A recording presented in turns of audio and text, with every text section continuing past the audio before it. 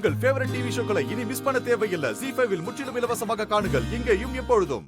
Darling, உனக்கு ஒரு விஷயம் சொல்றேன். நான் இது வரைக்கும் யார்கிட்டயுமே ஷேர் பண்ணதில்ல. ஏன் சந்தோஷ் கிட்டயும் நான் சொன்னதே இல்ல. நீயும் யார்கிட்டயும் சொல்லக்கூடாது. சந்தோஷம் நீயும் என்ன கல்யாணம் பண்ணிக்கோன்னு சொல்லிக்கிட்டே இருக்கீங்கல்ல. எனக்கு என்ன அந்த ஃபீலிங்கே இல்லன்னு நினைக்கிறீங்களா?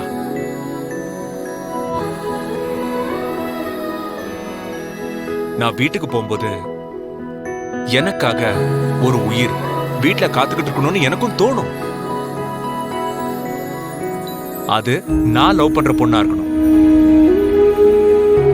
எனக்காகவே வாழ்ற ஒரு பொண்ணா இருக்கணும். இந்த ஆசையெல்லாம் எனக்கும் இருக்குடா. இல்லைங்க,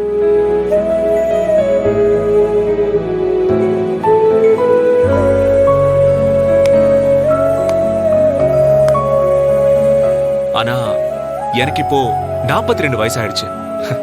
இனிமே யார் என்ன கல்யாணம் பண்ணிக்க போறா?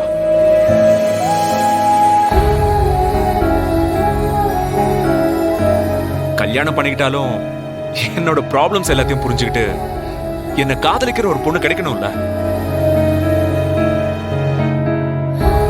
எங்க அதை பத்தி ரொம்ப எக்ஸ்பெக்டேஷன் உருவாக்கிக்க வேணும், பெரிய பெரிய கனவெல்லாம் வளர்த்துக்கிட்டு கடைசியில தோத்து போடுவேணும்னு ரொம்ப பயப்படுவேன்.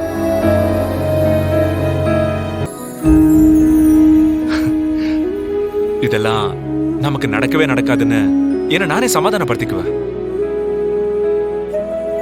சந்தோஷ் கல்யாண பேச்ச ஆரம்பிக்கும் போதே வேணும்னே நான் நெகட்டிவா பேசி அந்த பேச்சை நான் அங்கேயே கட் பண்ணிடுவேன்.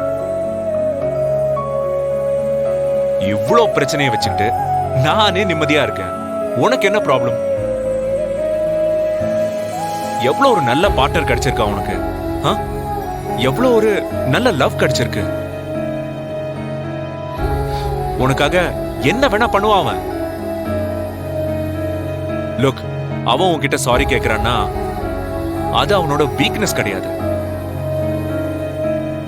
உனக்கும் அவனுக்கும் இடையில இருக்கிற லவ்வுக்கு அவன் தர மரியாதை.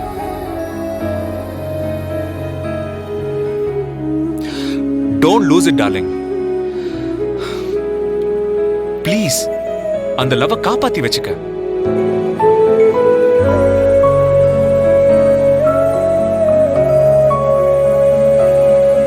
அவன்கிட்ட பேசி பிரச்சனையை சால்வ் பண்ண.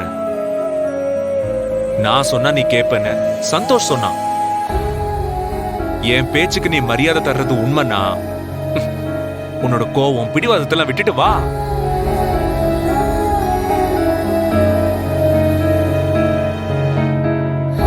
உனக்கு 5 minutes டைம் கொடுக்குறேன், ஓகேவா?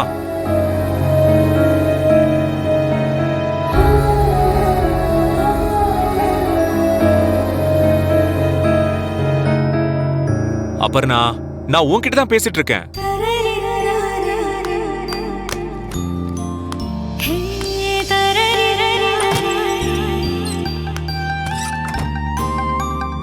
தயக்கம் தருவதும் நீதானே தானே, மயக்கம் ஒரு புறம் தந்தாயே நீதானே, வலியை தருவதும் நீதானே தானே.